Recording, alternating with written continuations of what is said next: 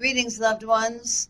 Perpetrators of child physical abuse need anger management and parenting techniques to reduce the risk for recurrence of the physical abuse. Every family that experiences child physical abuse is different. Therefore, effective interventions must target the problems and deficits specific to each family that increase the risk of physical child abuse to a child. Today we're going to talk about how to help a child abuser to change. Help us get these messages out. Please subscribe to our channel. Follow us on Facebook, Instagram, and Twitter. Hit the like button and the notification bell, and please share these messages with others. You could save a life. So how do we help perpetrators of child physical abuse? Perpetrators of child physical abuse need anger management, as I said earlier, and parenting techniques to reduce the risk for recurrence of the physical abuse. Every family that experiences child physical abuse is different. Therefore, effective interventions must target the problems and deficits specific to each family that increase the risk of physical abuse to a child. And yet again, here is a wonderful example of a service missionaries could provide in Honduras and other countries. An inability to appropriate control and express anger is an example of a risk factor that is frequently associated with parents who engage in child's physical abuse. For these parents, anger management would be a useful intervention.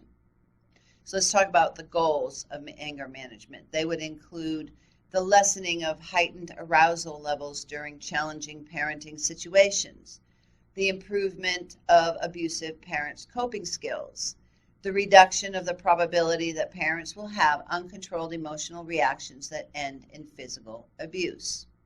And there are several techniques that can be used to attain these goals, and they include training parents in the use of positive imagery and relaxation methods, helping them identify when they are angry before their emotions get out of control, and teaching them how to come up with thoughts that can help them stay calm. Another risk factor associated with child physical abuse is social isolation, a concern that can be addressed using education and support groups. Parents also engage in physically abusive behaviors because they are unaware of effective parenting techniques and the effects of child physical abuse. Educating these parents about such useful skills as active listening, unambiguous communication, nonviolent means of discipline, setting meaningful rewards and consequences for specific behaviors. All of this can go a long way towards reducing the risk for the recurrence of physical abuse and help with healing from child physical abuse. Interventions focusing on skills training should give parents plenty of opportunities to observe others, model parenting techniques, and should also provide parents with role-playing and real-life exercises that allow them to practice what they've learned in a safe, non-threatening environment. These interventions can also allow parents to receive honest feedback about their parenting behaviors from experienced professionals.